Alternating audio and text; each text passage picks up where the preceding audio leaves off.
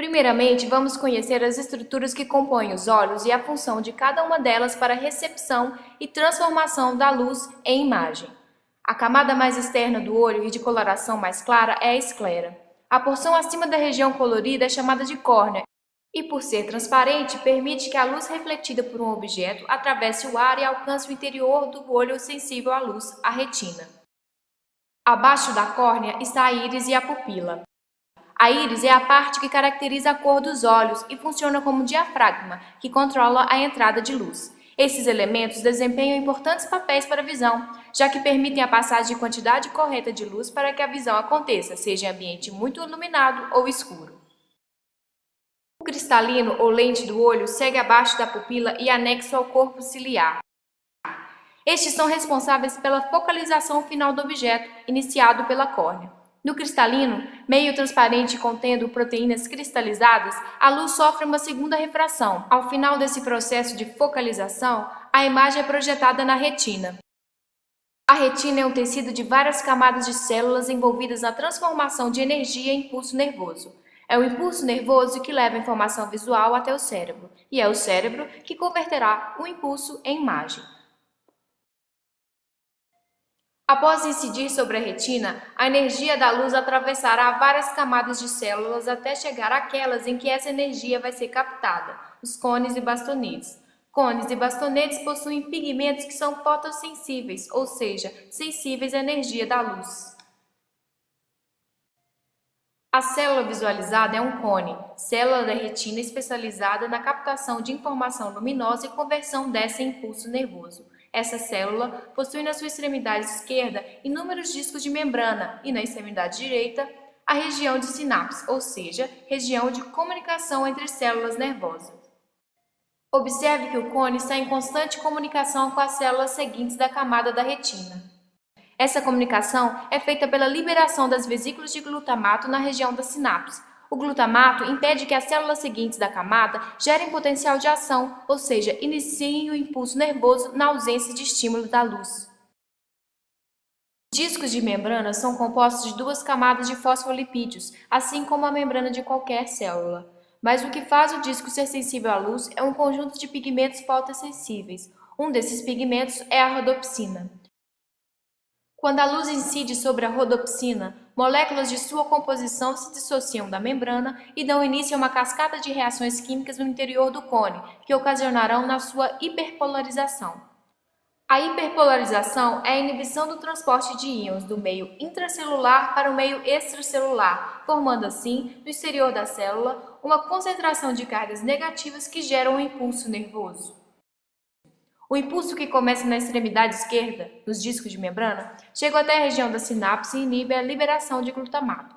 Sem essa molécula que impede o impulso nervoso, a informação que antes era luminosa passa, na forma de impulso, por todas as camadas das células da retina. Os axônios das últimas células dessa camada agrupam-se dando origem aos nervos ópticos. O impulso é transportado pelo nervo óptico aos centros de processamento visual do cérebro. No córtex visual, as imagens produzidas pelos dois olhos serão fundidas e, assim, produzir-se-á a imagem que temos do ambiente a cada piscar de olhos.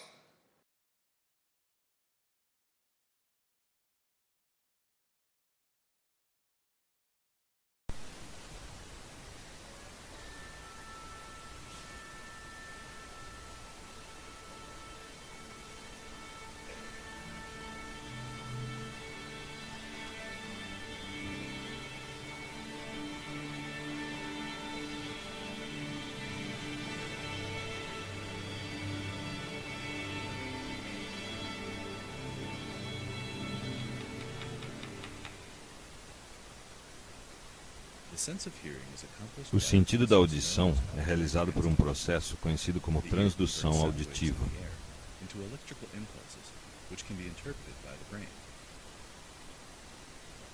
O ouvido converte ondas sonoras do ar em impulsos elétricos que podem ser interpretados pelo cérebro. Assim que o som entra no ouvido, passa através do canal auditivo externo, atingindo a membrana do tímpano.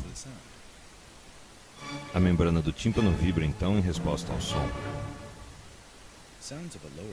Sons graves ou de baixa frequência produzem uma vibração lenta, e sons de baixa amplitude ou volume produzem uma vibração fraca. Sons de alta frequência ou agudos produzem vibrações rápidas. A membrana do tímpano é em forma de uma concha e é articulada com uma cadeia de 3 ossos chamados de ossículos auditivos. Eles são o martelo, a bigorna e o estribo. Os movimentos da membrana do tímpano vibram os ossículos, passando informações de frequência e amplitude.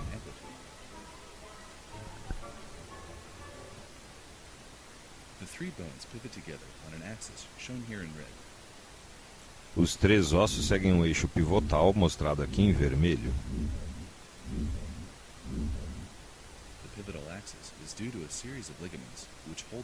Esse eixo é devido a 2 ligamentos que mantêm os ossos no lugar dentro da cavidade do ouvido médio, o ligamento anterior e o ligamento posterior.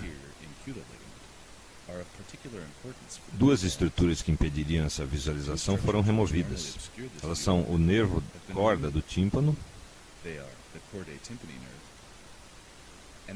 e o tendão do músculo tensor do tímpano.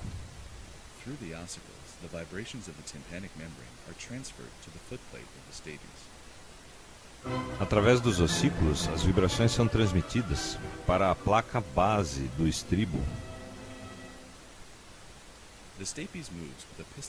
Essas vibrações causam um movimento igual a um pistão, enviando as vibrações a uma estrutura que é o osso labirinto. O labirinto é cheio de um fluido chamado perilinfa. Se ele fosse um sistema completamente fechado e inflexível, o movimento não seria capaz de propagar-se na perilinfa. Devido à flexibilidade de uma membrana chamada janela redonda, os movimentos do estribo podem se propagar no fluido dentro do labirinto, através da janela oval. A janela redonda é a que fica embaixo, a janela oval é a de cima ligada ao estribo.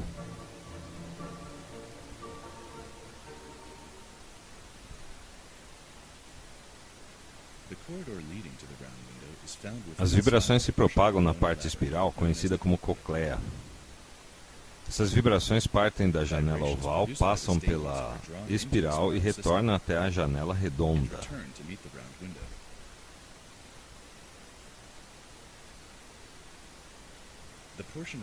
A porção dessa passagem espiral em que as vibrações sobem é chamada de escala vestibular. A porção descendente é chamada de escala timpânica.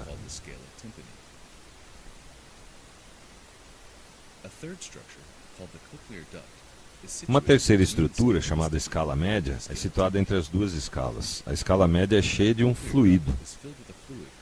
Em uma visão de corte, as separações dos fluidos por 2 membranas fica visível. Elas são a membrana tectórica e a membrana basilar.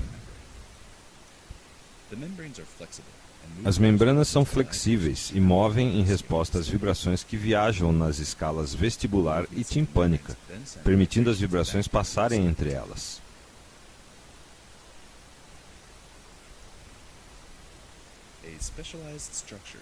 Uma estrutura especializada chamada órgão de corte é situada na membrana basilar. Quando a membrana basilar vibra, estimula o órgão de corte que envia impulsos nervosos ao cérebro através do nervo coclear.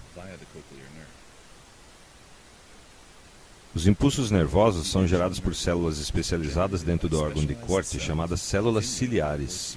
As células ciliares são cobertas pela membrana tectorial.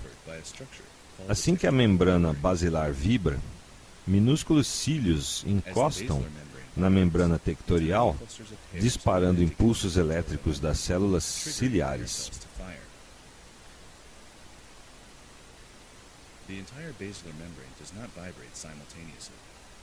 A membrana basilar não vibra simultaneamente. Em vez disso, áreas específicas ao longo da membrana vibram em resposta a diferentes frequências sonoras. Frequências baixas vibram a parte alta da espiral, ao passo que frequências altas vibram a parte baixa da espiral. Esse arranjamento é conhecido como organização tonotópica.